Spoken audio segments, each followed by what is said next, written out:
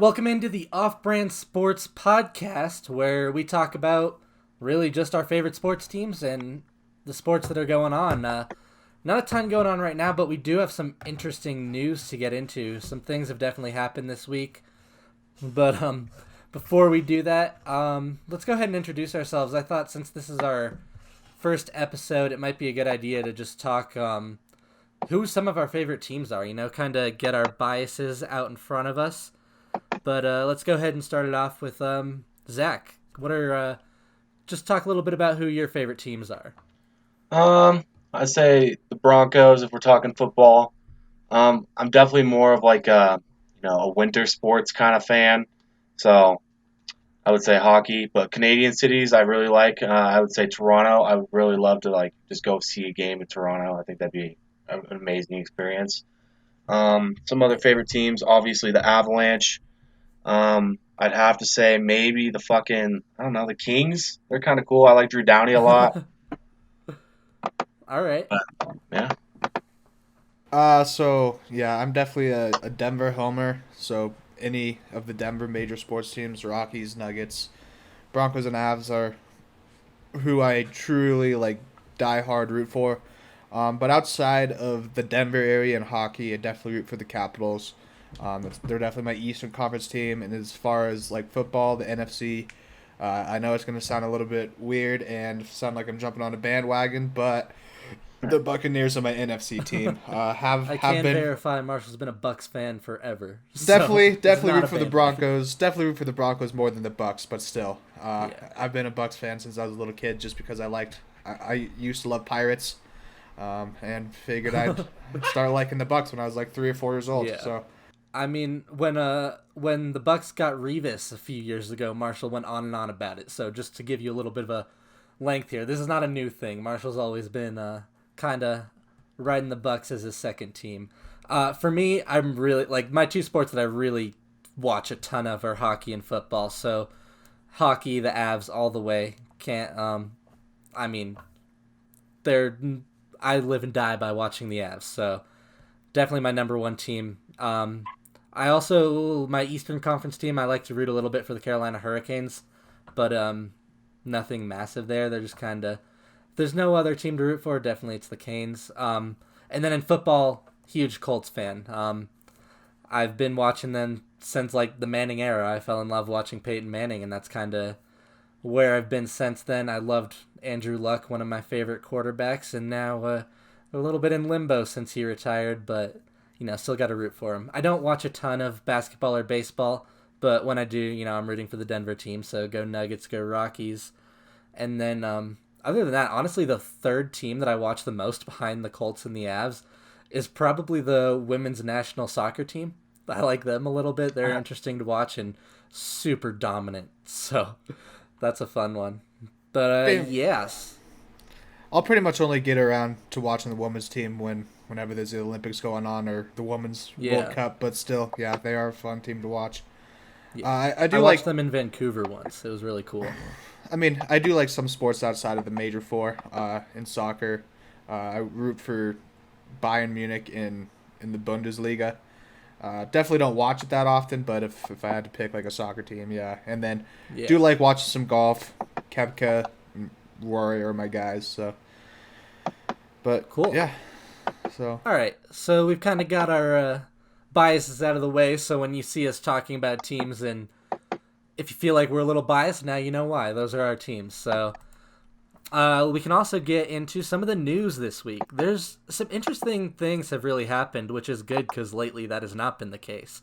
But the first thing I want to talk about, Pete Carroll came out earlier this week, and he said that he received a call from a team that was interested in signing Colin Kaepernick. So there's some Kaepernick buzz again, and I think like we don't live in a cave. We know what's been going on in the world, and that's really the inciting incident for this. But I'm all for signing Kaepernick. Like as a Colts fan, I would love it if the Colts took that swing. They've got Rivers this year.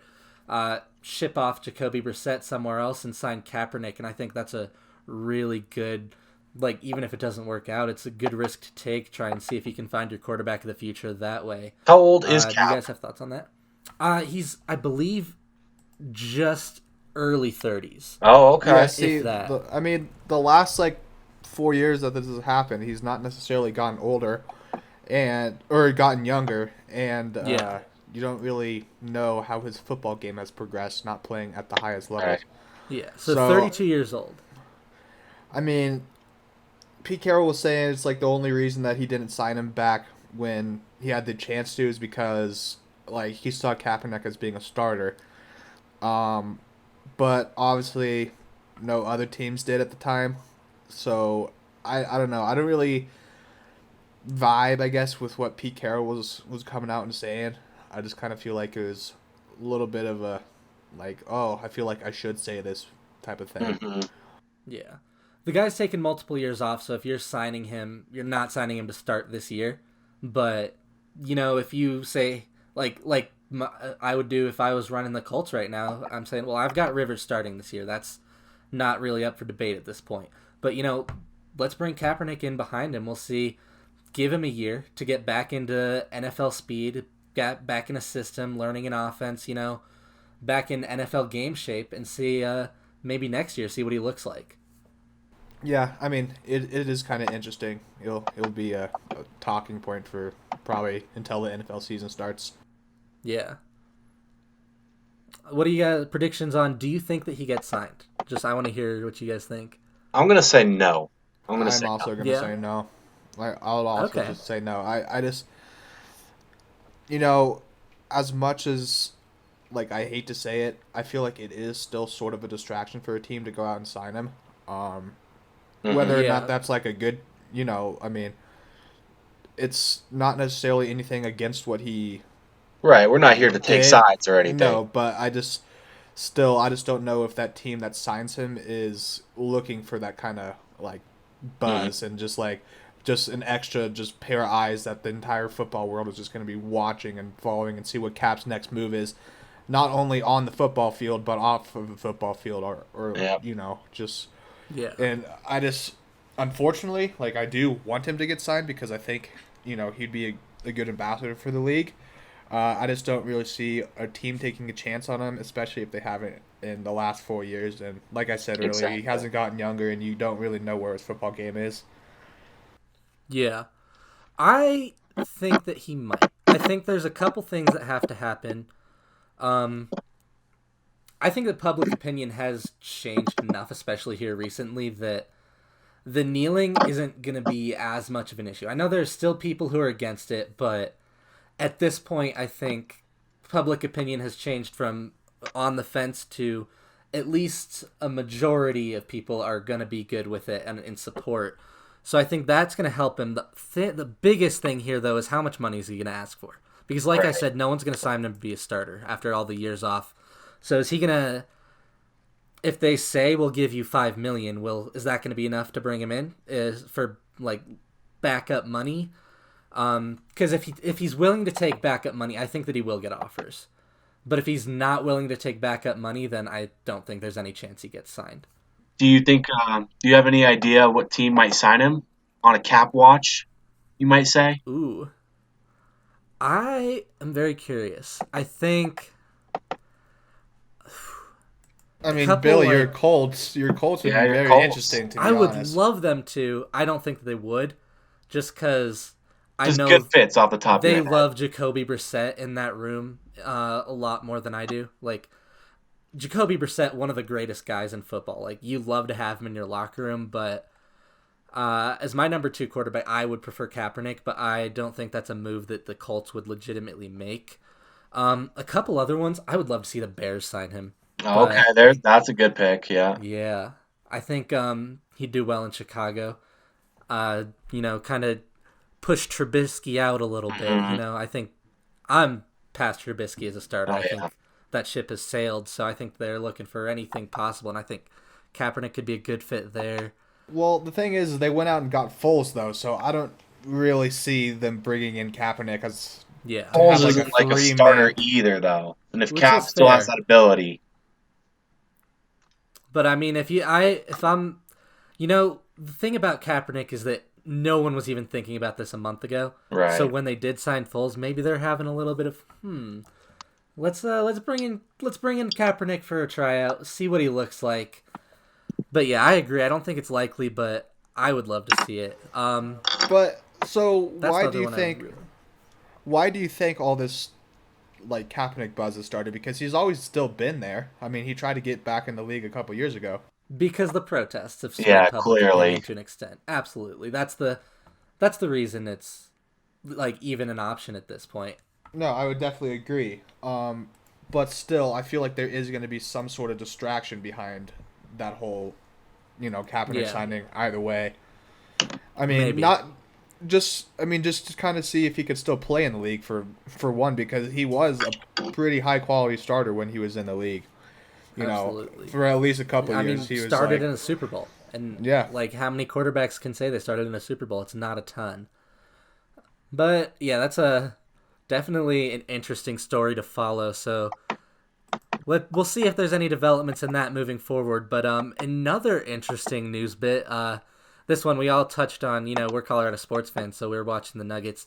Maybe one of the biggest X factors in the NBA return to play, Nikola Jokic.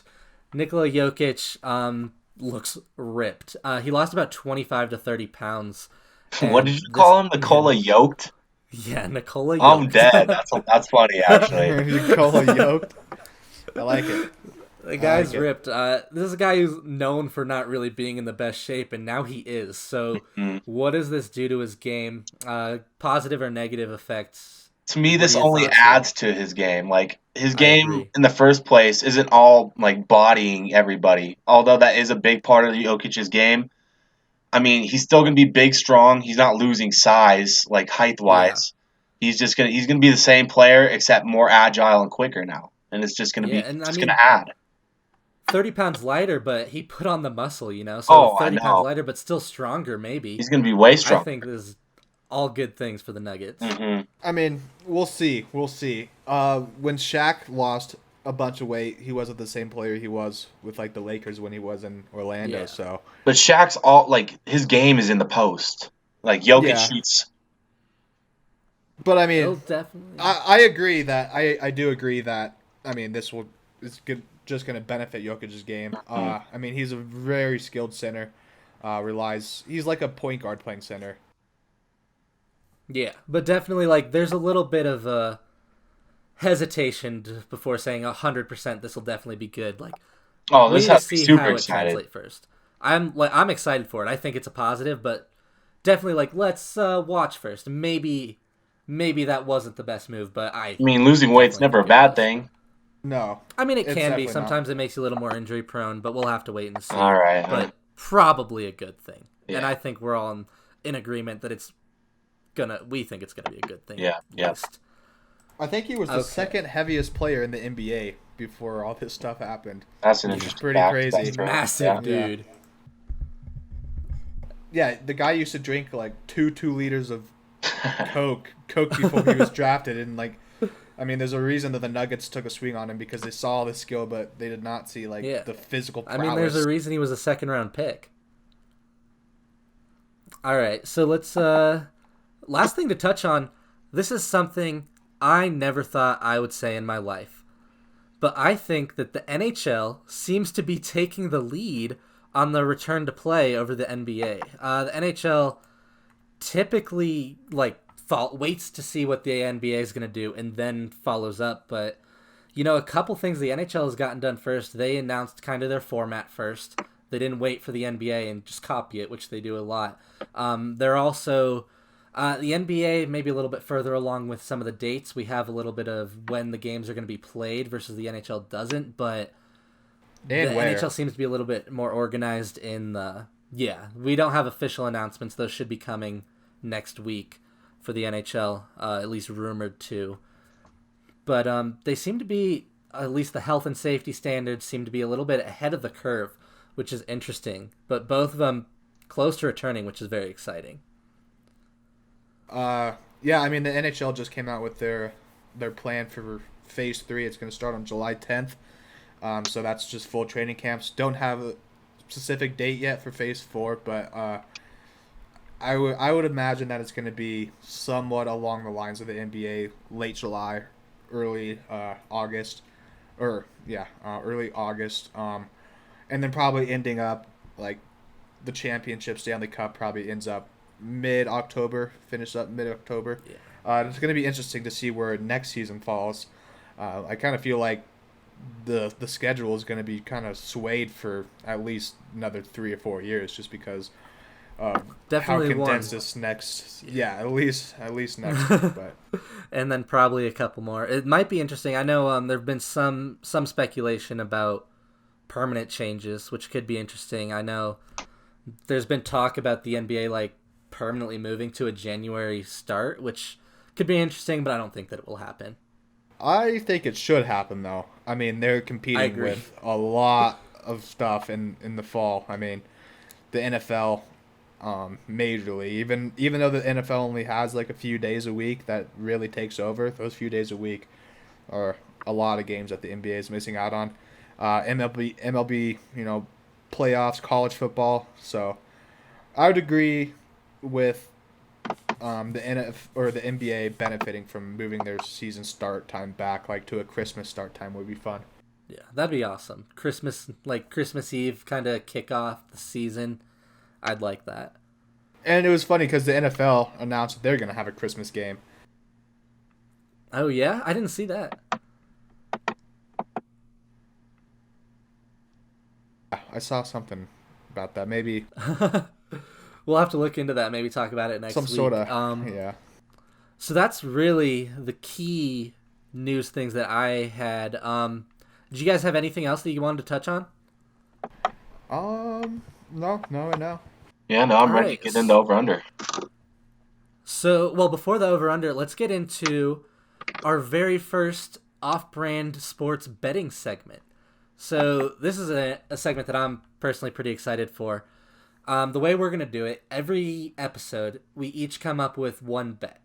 So we'll start out with $5. Every week we'll place a $5 bet on something.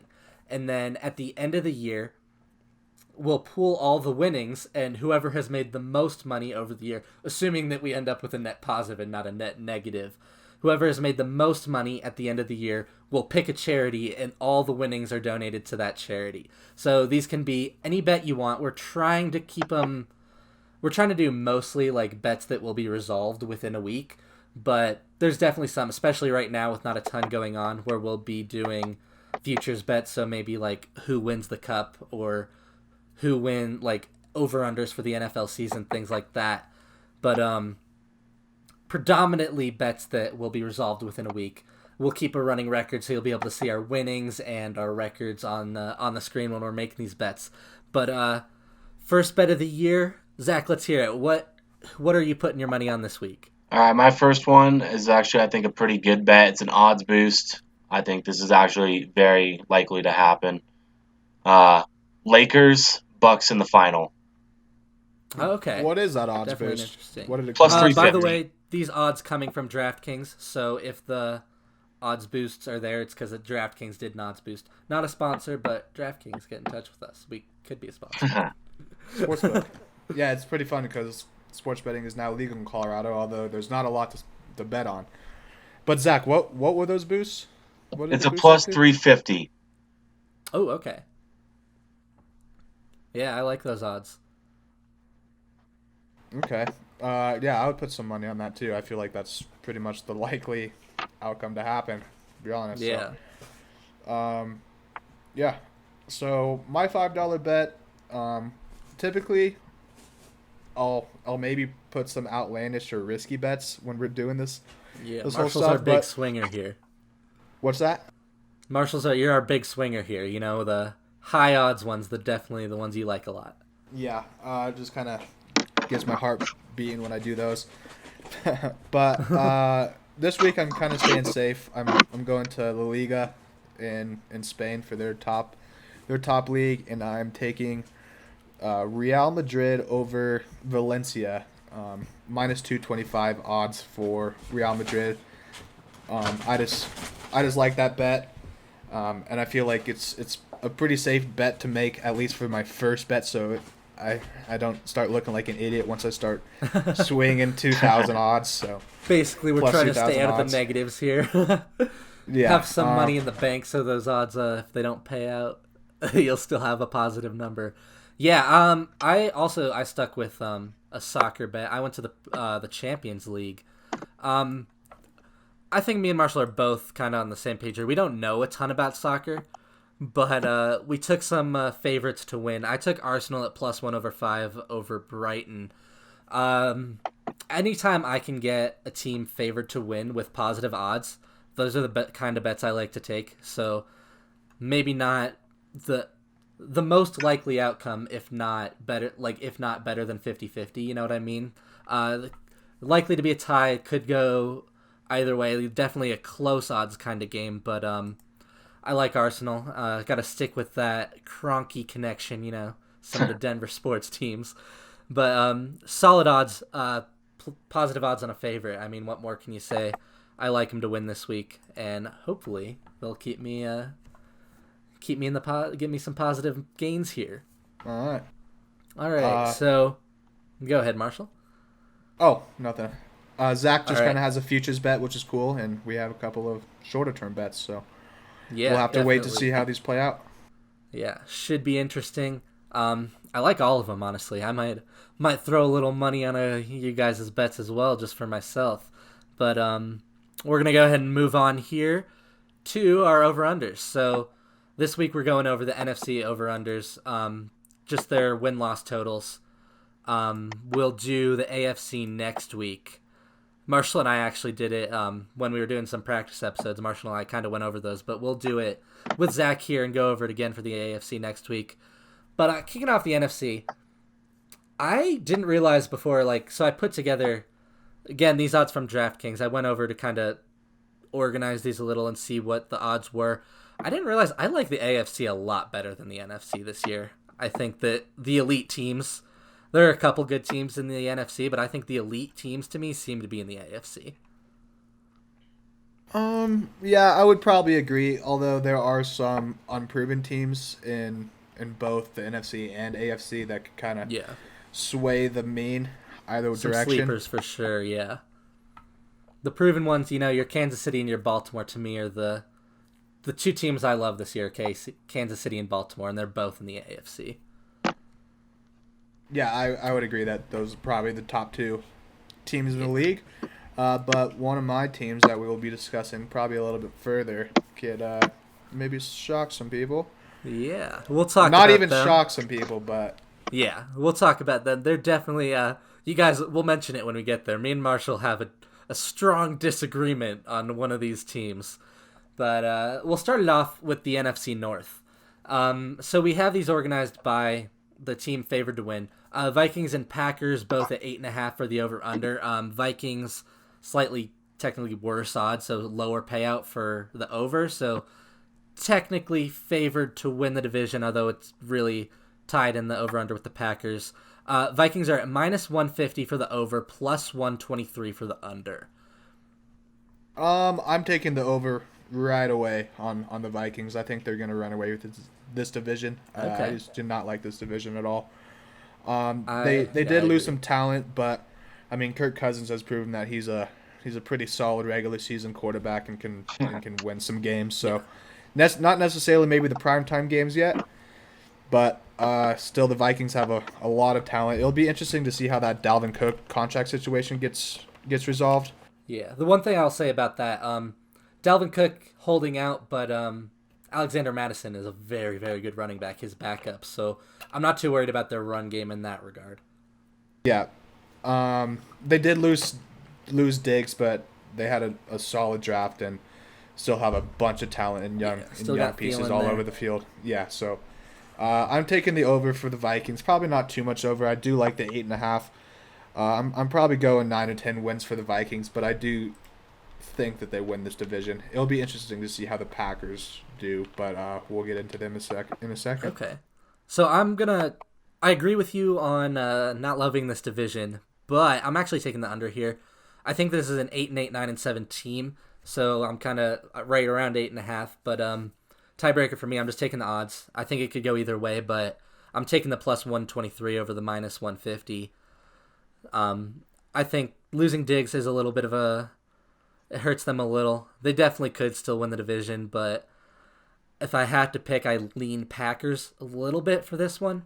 But Zach, who you taking here, over or under? I'd have to go under as well. I'm also a little bit higher on the Packers. I'm just not sold on Kirk Cousins. I know they have a little bit of receiver talent, but it just doesn't cut it for me if the Good quarterback regular can't get season you the starter, ball. not an elite one. Yeah.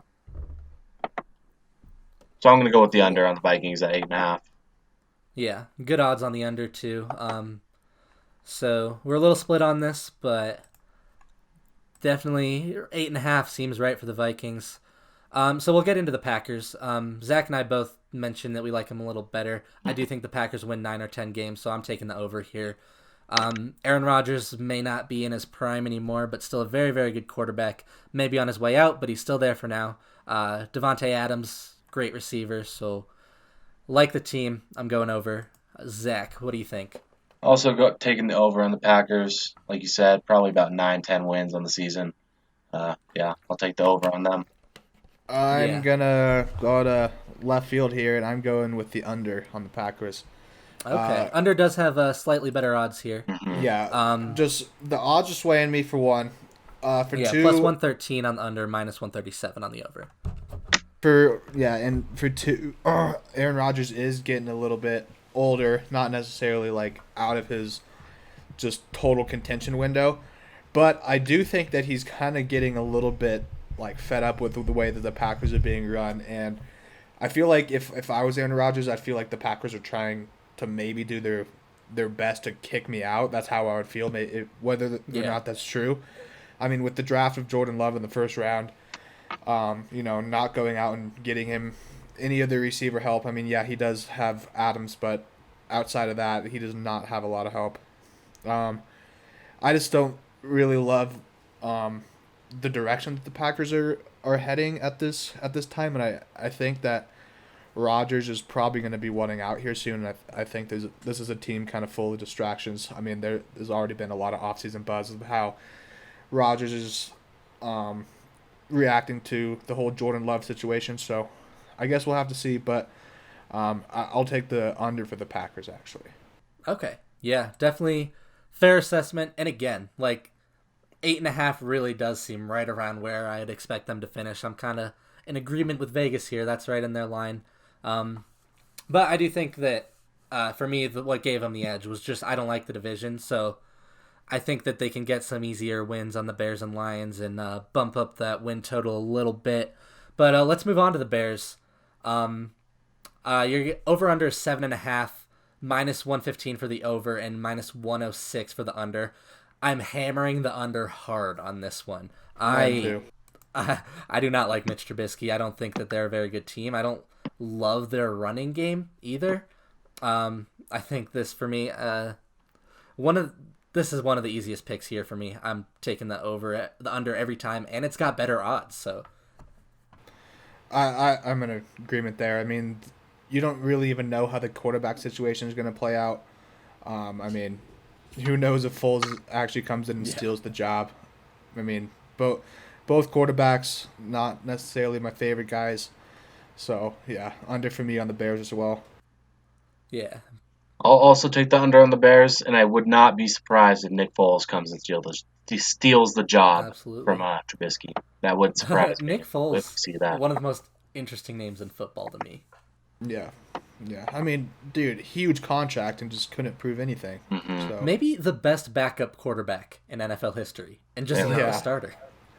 Yep. All right, so we're all taking the under on the Bears. The Lions are a little bit interesting for me. Yeah. 6.5. 6.5 over under, minus 130 for the over and plus 107 for the under. Although the odds are a little bit better for the under, I'm actually going to take the over for the Lions. Patricia, they still have belief in him. They actually started out really solid last year. Stafford got injured, just was dealing with a bunch of just weird injuries here and there. I think the Lions rebound and actually start like playing like they did at the beginning of the year last year. And Patricia, this is kind of going to be his last shot to prove that he can be their coach of the future. So I think that he takes them to at least 7 or 8 wins. Okay, Zach, what are your thoughts on the Lions? I don't really know too much about the Lions. I think they're probably pretty trash. Looking at the over under here, so I'm gonna have to just take the under since it is a better odds too. Okay, so for me, I agree with you, Marshall. I'm taking the over. I I could see the Lions are a sleeper for me in this division. I think they could win it. I absolutely love Kerryon Johnson, and I also absolutely love DeAndre Swift. So I didn't love the pick just because I love Kerryon Johnson, but that 1-2 punch to me could be one of the best running games in football if everything goes right for them. Also, I'm a fan of Matt Stafford. I like his game. I think he's a little bit underrated, and he's got Kenny Galladay is a breakout candidate for me. Had a little bit of a breakout last year, but maybe even to the next level. There's a lot to like on that offense. Maybe not so much on defense, but this is a sleeper for me. I could see the Lions taking this division. I'm not gonna pick it. I'm not gonna pick them to take the division, but I am taking the over here, and I think don't count out the Lions. Yeah, I'm totally in agreement there. So let's run down our final NFC North predictions then. I'll start here. I have the Vikings 1. I'm actually taking the Lions 2, Packers 3, Bears 4. Okay, I like that. So I'm taking Packers 1, Vikings 2, Lions 3. All three of those to me I think are going to be tightly grouped. And then I have the Bears at 4, and I think the Bears are a contender in the Trevor Lawrence sweepstakes here. I'd go Packers, Vikings, Bears, Lions. Okay. Zach is not a believer in the Lions. I'm He not. is not. That's okay, though. So let's move on. We've got the NFC East next. And this is a fun division to watch. So my dad's an Eagles fan. I probably should have mentioned this in our little bias segment, but I do root a little bit for the Eagles, because, and keep it in the family. Carson Wentz I love. Like, to me, Carson Wentz I have him as my 4th quarterback in the NFL. So, well, I'll talk a little more on when we get to the Eagles, but Cowboys and Eagles both projected over-under at 9.5 wins. Cowboys get the edge because they're slightly, the odds are in their favor, minus 130 for the over, where the Eagles would be plus 110. But minus 130 for the over, plus 107 for the under on the Cowboys at 9.5. I'm going to take the under here. I think this is right in line where I have them. I think they finish at 9-7, and I like the plus 107 odds. I think the Cowboys are a perpetually overrated team just because they have so many fans. Yeah, they are just America's sweetheart team. Yeah. But I'm taking the over here. Okay. I just think they have too much talent for them to not just put everything on the football field for one season. New coach, see how that plays out with McCarthy. But McCarthy has been a Super Bowl winning coach in the past. Maybe doesn't have the same pedigree that he used to have, but I feel like maybe all the Cowboys needed was just a little bit of a change in leadership. But still, they have talent just absolutely oozing. It'll be interesting to see what Dak, his contract situation comes out with, but. They got Dak throwing it to Amari Cooper, just picked up CeeDee Lamb. They've got Ezekiel Elliott still running behind one of the best offensive lines in football. So they definitely have the tools to get it done. They've got some solid pieces on defense too. Leighton Vander Esch, Lawrence, DeMarcus yeah. Lawrence. So but their defense was a bit of an issue last year. Yeah, they've got pieces, but not the whole puzzle there. I could see them taking a step. I think they're probably a middling defense.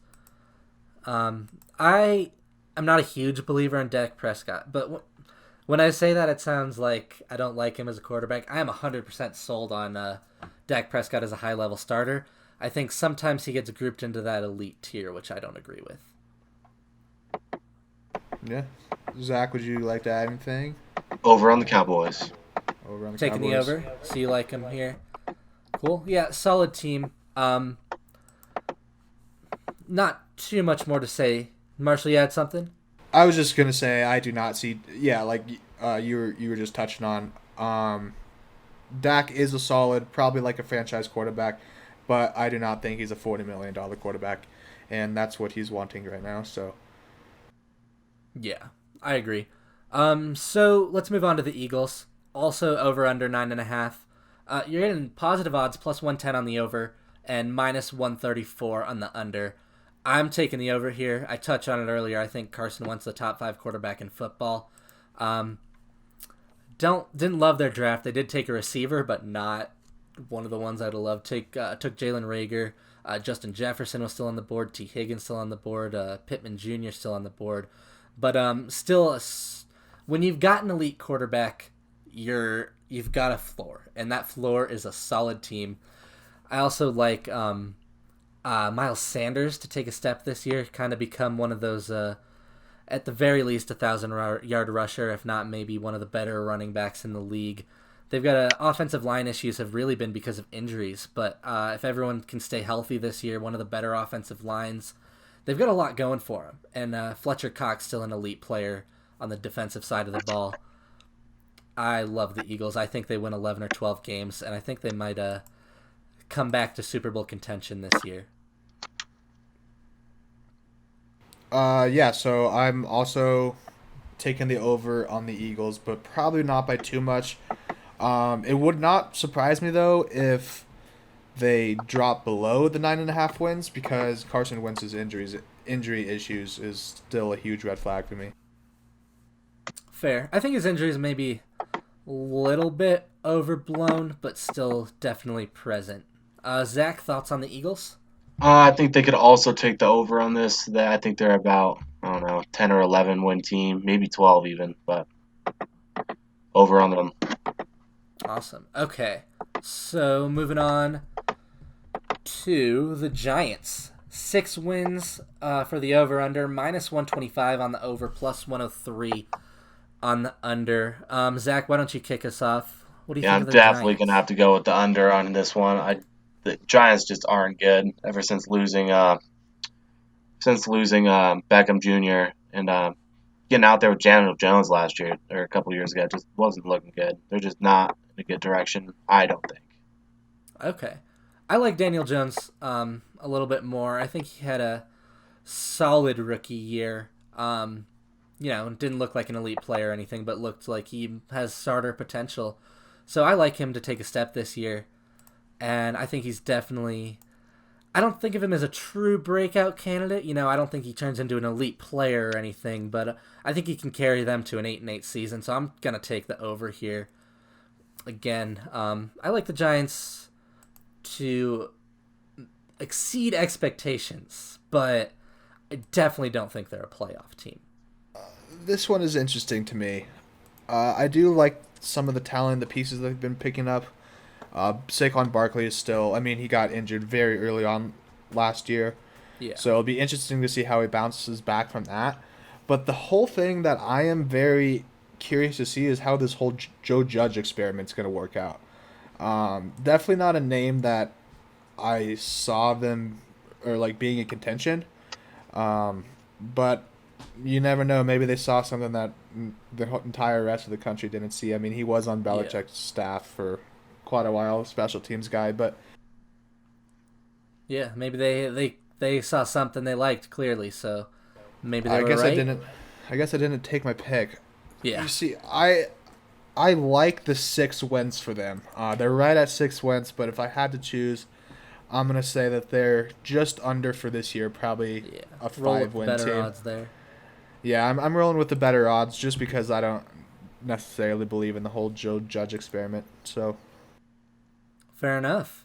Okay, so then we move on to the Redskins. Same kind of tier, 5.5 wins for them, so just slightly under the Giants.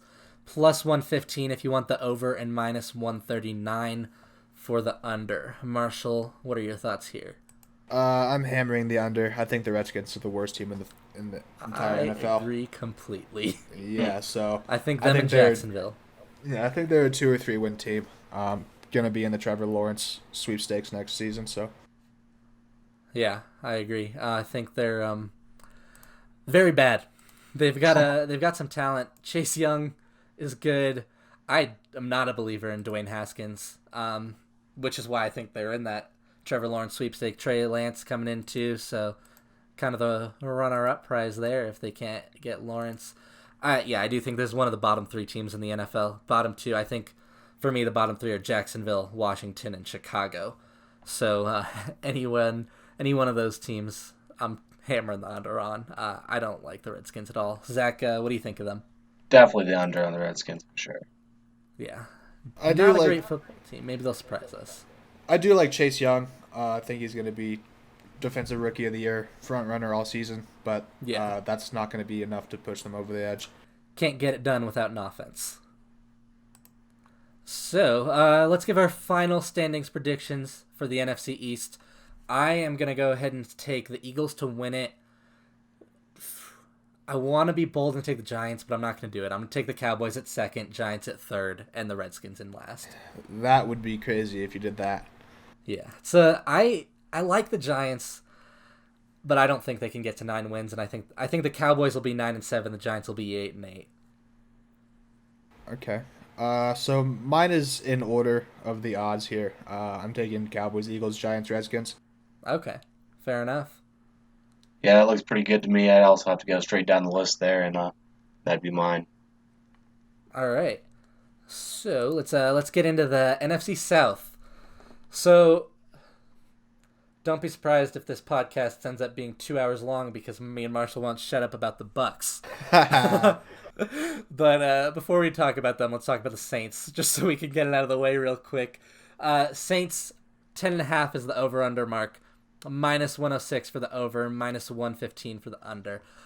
I have a tough time picking this one, so I'll let you kick us off, Zach. Who do you think takes this one? This is an interesting one to me, too. Even before you said that, I was looking at that, and I was like, oh, I might have to go with the under on the Saints. Yeah. I like them. Purely based on instinct, though. 10.5 is a lot of wins.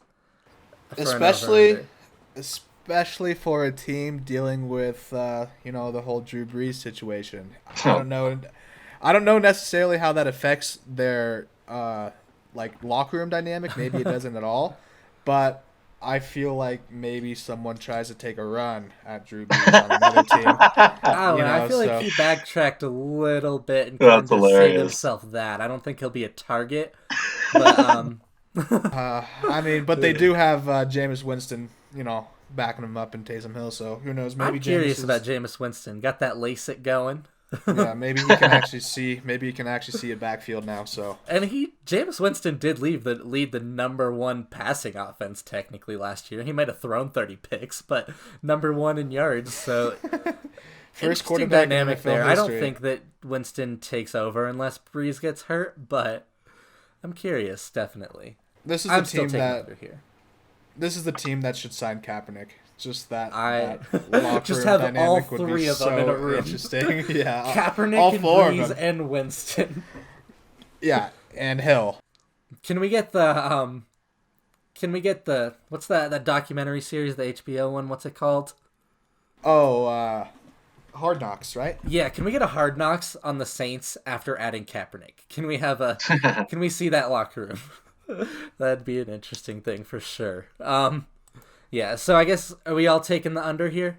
Yeah, I'm going under. Yeah, I'm taking the under, but I'm saying 10-6 probably. They're still a very talented football team. I agree, 9-7, 10-6 kind of range. I think they win the division, but Marshall, I don't think that you think that, because let's get into the Bucks. 9.5 wins, -110 for both the over and the under. Marshall's taking the over, and I'm taking the under. Zach, before me and Marshall kind of rant here, what are your thoughts on the Bucks? This really depends on, the season that Tom Brady has. So yeah, absolutely. I think, personally, he still has it in him. So I might have to take the over on the Bucks here. Okay. Over.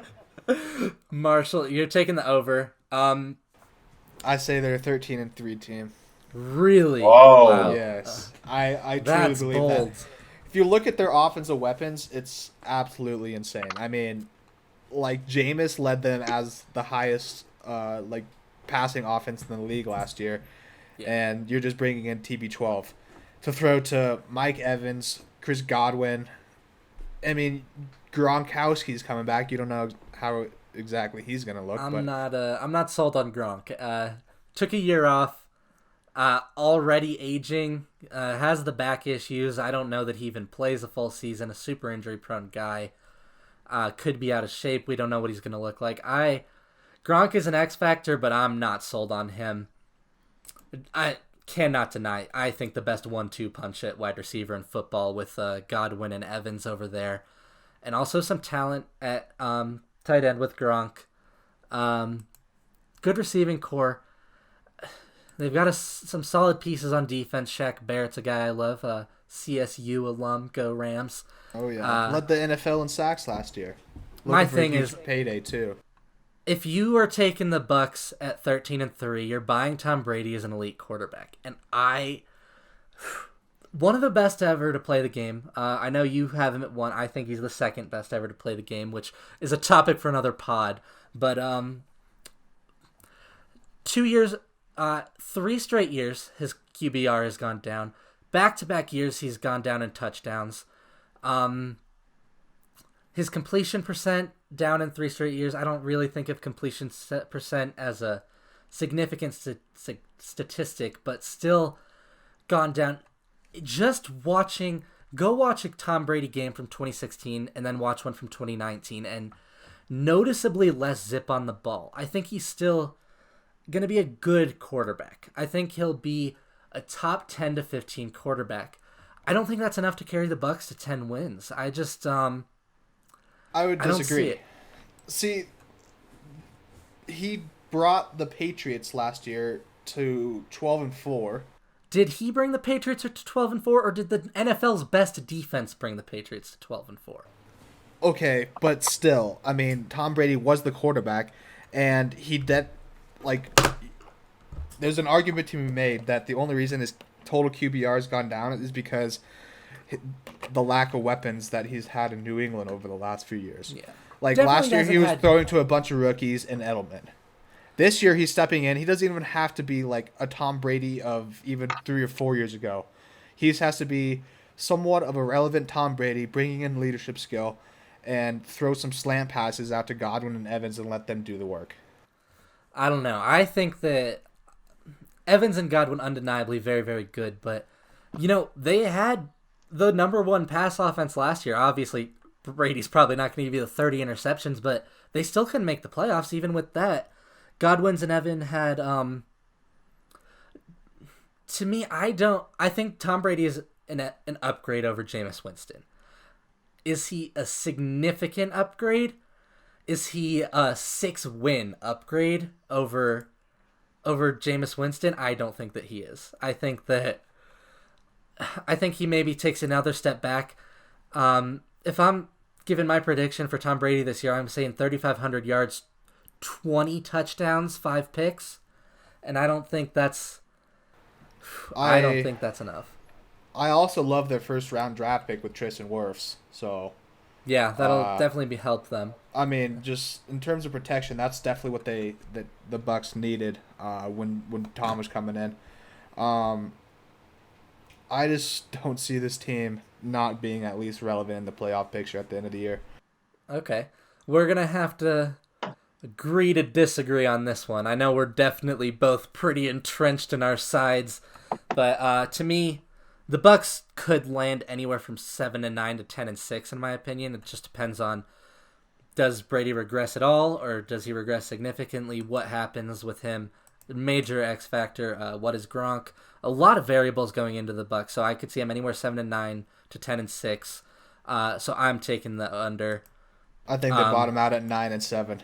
Okay, so you're definitely hammering the over here. Hammering it. Equal odds too. Yeah. And I'm not going to bet against. I'm not going to bet against Tom Brady. I just can't do that. So. All right. So let's move on to the Falcons. 7.5 on the over under. Plus 107 if you want the over. Minus 130 for the under. Zach, what do you think of the Falcons? If I had to take a guess on the Falcons, this doesn't look like it's going to be their year. I'm going to have to take the under. I don't think they're going to have 7 wins. Okay. Yeah, I think that's a fair thing to say. The Saints still looking like a good team in that division. The Bucks, even if I don't believe in them, it's hard to say that they're not a player in that division. Panthers really kind of an X factor. I don't think very highly of them, but maybe a dark horse. I don't love the Falcons. I think they made the Super Bowl and it's been just steadily downhill from there. I think they take another step downhill, maybe even end up with a top 10 pick this year. I would have to disagree. I love the talent that they have. They have like a first round draft pick on 10 or 11 of their starter positions on their offensive side of the ball. Yeah. They obviously have a bunch of talent there, and they actually started meshing really well at the end of the year. I think that they have a pretty similar season to last year, but I'm still just going to take the under just by a smidge. I think 7-9 is pretty fair for them, just because of the quality of their division. I think the South is going to be probably the second best division in the NFC. I think the West is a little bit stronger, but still, just the quality of their division. I think the Falcons just go slightly under. Okay. Yeah. Biggest X factor for the Falcons is probably Todd Gurley. Todd Gurley can be the centerpiece of an offense at his best, but the most injury-prone player in the league, really, of the stars. So, can he play a full season? If he does he look like the Todd Gurley we saw 2 years ago? Because if he is the Todd Gurley we saw 2 years ago, then maybe the Falcons can surprise some people. But as is, I'm not buying it. So we're kind of all on the under here on the Falcons. So let's get into the Panthers. 5.5 is your over-under. -115 for the over. -106 for the under. What are your thoughts? This is an interesting one for me, but I'm going under. Yeah, there's a lot to think about here. New coach as well. Still have not figured out their QB situation. Maybe a Kaepernick spot. Yeah, that is true. McCaffrey is an X factor, that's for sure. Yeah. Best running back in the league today. I don't know. I think I'm going to take the under here. I don't love the Panthers. I think another team that could be looking at a top 5 pick. They got to figure out what they're doing at quarterback. Trevor Lawrence again looks like maybe there's another place he could end up. Maybe Trey Lance. I don't like the Panthers, and again, like we touched on, this is a solid division, so they're gonna have a lot of competition. A couple of teams beating them down. This is close, but better odds on the under as well at -106. So I'm gonna take the under. Zach, where do you stand on the Panthers? Yeah, also the under. I'm not a big fan of the Panthers other than Christian McCaffrey, but Colorado kid. yeah, he's not the team. Gotta love the Colorado boys, but feel bad for him. Not a great team. Oh, he's making that money. Don't feel bad for him. Watched him beat my high school in a state championship game my sophomore year, so that was fun. Oh yeah, been there. Yeah. Actually, I don't think we beat them. I don't know. My high school went to the state championship, but we didn't lose to Valor. We lost somewhere else. Whatever. All right, so let's get into let's do our standings, I guess. So I'm taking Saints, Bucks, Falcons, Panthers. So I'm right in line with the odds on this one. Marshall, where are you at? Bucks, Saints, Falcons, Panthers. Okay, pretty much what I expected. And Zach, what are you thinking? Yeah, I'm actually thinking the same as Marshall here. Bucks, Saints, Falcons, Panthers. Okay, so you two are both sold on the Bucks as the division winner here. We'll have to see how that one plays out. Definitely an interesting division to watch. But let's get into the NFC West. I like a lot of teams in this division. I think this is the best division in the NFC. I think this might be the best division in all of football. Maybe the AFC West can, be knocking on the door. I like the AFC West a little bit better than the NFC West, but I think the West best division in both conferences. 49ers currently projected to win it at 10.5 on the over/under, -110 for both the over and the under. I like the Niners, but I don't like them as an 11-win team. I think they peaked last year. I think they regress a little bit down to 10-6, so I'm going to take the under for them. I love their run game. I like Jimmy Garoppolo. I don't love him. I think high-end starter, not elite. I would agree with that. I think they dropped just a little bit. Their defense is still so solid. It'll be. Yeah. I mean, Nick Bosa was just a rookie last year. I think We he's going to nabbed be. DeForest Buckner off them though, so that's a piece they lost. Replaced it in the first round though with forgot his name, 15th overall D lineman. I also forgot his name. Google That's it real quick. That's okay. But still, Nick Bosa I think is going to win Defensive Player of the Year next year. I just like a lot of their pieces. Their defense is still just so solid with Sherman, and it'll be interesting to see how Garoppolo. Yeah. Oh yeah, Kinlaw.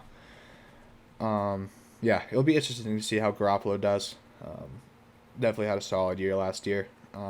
Don't really see him as an elite starter in the NFL, but a very solid starter for. I'm same page I was talking about on Dak. I think of Jimmy Garoppolo and Dak Prescott as like right neck and neck, that same kind of tier. Zach, where you at on the Niners? I'm actually feeling the over on the Niners, so I think I'm gonna have to disagree with you guys and take the over on them. Okay. I could see them winning 11. Yeah. They could definitely. I mean, they could win 11 games. Not out of the question. They could win 12 or 13.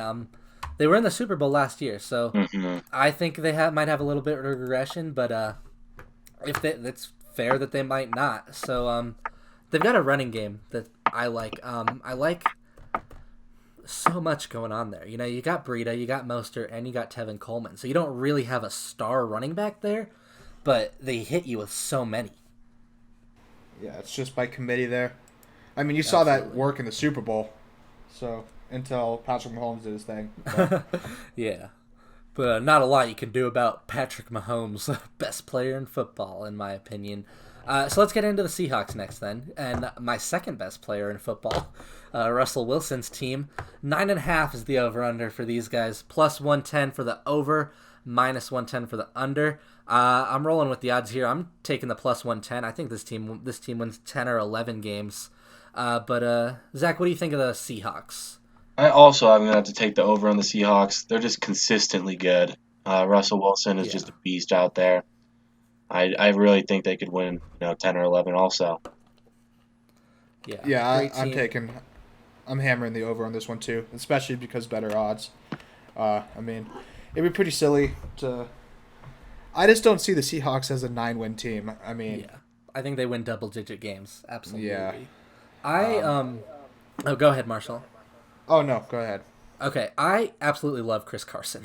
Like, one of my absolute favorite players in the NFL. Like, I recognize that he's not an elite running back, but one of the most fun players to watch play in the entire league, in my opinion. And I also like Rashad Penny a little bit. So it's a running game that I absolutely love. So Seahawks are one of those teams that I just like to watch them play. So I like the Seahawks.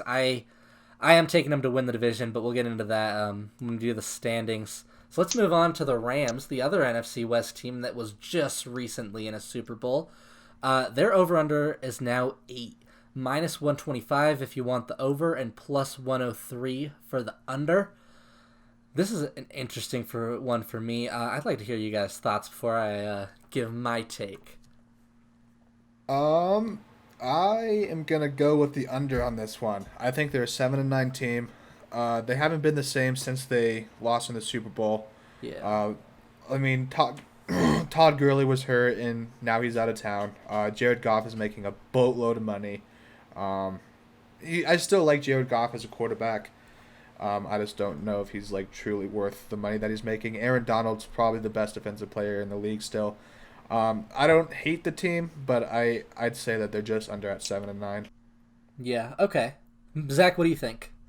I also am going to have to take the under on the Rams. Marshall touched on it. Gurley leaving town. Yeah, not the same since losing the Super Bowl.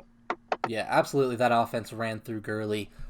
So this might be a little bit of a bold take, but the Rams are my dark horse for dead last in the NFL. There is a lot going against them. So I am not, like I said, it's definitely a little bit of a bold take. And I don't, again, I'm not saying they're like one of the worst teams in the league, but dark horse, I could see them finishing last. I think every other team in this division makes the playoffs. I love the Cardinals. as a breakout team this year. Like I said, I took the over on the Seahawks. I had the Niners at 10-6.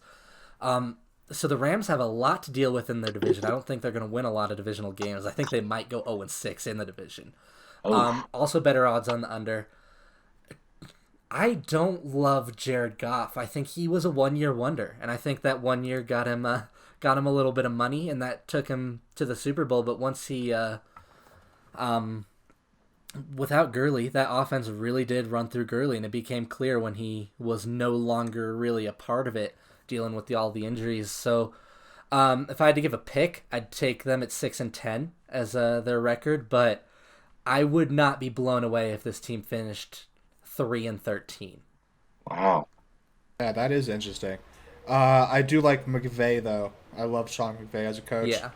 I couldn't see a Sean McVay coach team, especially just a couple years removed from a Super Bowl appearance, going 3-13. I think they bottom out, probably bottom out like lowest for me is 6-10.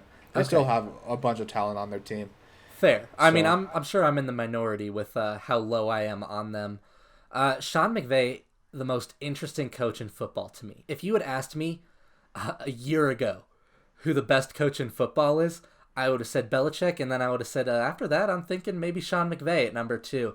And right now, I'm like, wow, was he a one-year wonder, or is he one of the best coaches in football? And Sean McVay, to me, is anywhere on that spectrum. I have no idea what he is as a coach, so I'm really curious to see where he goes.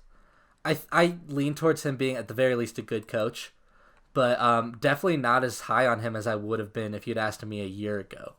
But let's get on to the Cardinals. I touched on it a little bit. I love the Cardinals. I am hammering the over here at -130. You do get slightly better odds at +107 if you take the under. But Kyler Murray, breakout candidate to me. Huge fan of really this whole offense. Kenyon Drake looked like a revelation for them in the games he played in Arizona. He's a guy that I've been following his career, kind of one of those guys you like to watch for a while now. And then when he ended up in Arizona, it all clicked. I could see the Cardinals having a top 5 offense. I'm not going to say it's likely, but it wouldn't surprise me to see the Cardinals with a top 5 offense.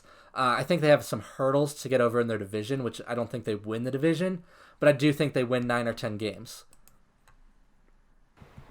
I do think that you make a good point. I still think the Cardinals are a year away, though. Okay. Kyler Murray, I mean, it definitely would not be surprising to see the Cardinals absolutely explode this year. They do have a bunch of talent on offense, and bringing in Hopkins is going to be something fun to watch. I just don't see. I think 7 wins is very fair. I like the Vegas odds with them. I just don't see them getting above 7 wins. I don't see them as an 8-8 team. I see them more as a 7-9 or a 6-10 for just one more year until Kyler Murray just gets a little bit older and starts just absolutely dominating this league. He is a very strong breakout candidate, and like I was saying, it wouldn't be surprising to see them even win the division. But okay, fair enough. So you're on the side of them being a year away. So Zach, what are your thoughts? You're kind of the tiebreaker for this one. What do you think of the Cardinals? I kind of like the Cardinals. They're young and up and coming. I could see them winning 8. Okay. At Fair least. enough. So I'll you take the taking over on the Cardinals. Yeah, I'll take the All over. right. So I'm curious to see what you guys have as the standings in this division. Like I said, I think there's 3 playoff teams in this division. I'm gonna go Seahawks, Cardinals, Niners, Rams. Wow. ooh, Yeah, I am Wow. taking this. I am high enough on the Cardinals that I'm gonna take them over the Niners. Definitely a little bit of a bold prediction, but I could see it happening, so I'm gonna predict it. all right. I'm going Seahawks, Niners, and then Cardinals, Rams. But I think Cardinals and Rams both finish 6-10. Okay. I was going to go Niners, Seahawks, Cardinals, Rams. All right. Right in line with the odds for you, which makes a Mhm. lot of sense. I mean, Vegas knows what they're doing. That's why they've been in business. Yeah, I definitely think there are some interesting teams in the NFC. Like I said, I think the AFC is better, but Marshall, you touched on it. There are some X factors here in the NFC. A lot of teams that could swing either way. I'm really excited to watch some football this year, but excited to go over the AFC over unders next week as well. So, or sorry, not even next week. That'll be on Thursday. So stay tuned for that. Should be another good episode. And, Quick, yeah. I know I touched on this earlier. There is a Christmas game this year, the Vikings and the Saints. So, kind of fun. Okay. They're like, screw you, NBA. You don't get that day. Yeah. We're gonna make it known that we are the top dog league in the country. So, Interesting. All right. Anything to add before we close this out, Zach or Marshall? Either one of you. really quick, I just early. I know we'll probably get into this more down the line, but who would you guys see making it to the Super Bowl out of NFC? Ooh. I'm going to take a look here. Oh, this is good. So if I had to pick a winner for the NFC to go to the Super Bowl, I just have a vision of Gronk spiking beers. I think the Bucks take it all the way. I Wow. think so too. Let's go. Okay. I am gonna hard disagree on that one. In my opinion, Billy's a the Bucks Buccaneers hater, are more dude. likely to miss the playoffs than make the Super Bowl. Wow. So, my Billy is a instinct Bucks tells me out of the hater. NFC, I'm taking the Seahawks. Okay, I think the Eagles would be my two there, but Seahawks are my first instinct. But yeah, let's go ahead and get out of here, boys. This has been a little bit of a longer episode, but I think a solid one. If you are listening to this, wherever you're listening to it, just keep in mind we are also available YouTube, SoundCloud, iTunes, Spotify. If you listen to podcasts somewhere, check it out. We'll probably be there. You can also check us out on our Patreon, patreon.com/off_brand. We appreciate any support you guys are willing to offer. New company here, so still starting some things up. But definitely leave a comment, leave a review, whatever your platform offers. Check out everything else going on under the off-brand umbrella. If you're a hockey fan, you'll want to check out our Avs pod. We talk a lot of NHL as a whole on there. We've got a top 10 pod, which is a little bit more general. If you just like our personalities, you want to see us hang out a little bit. But that's really all we've got. So we'll see you on Thursday for our AFC predictions. And everyone have a great week.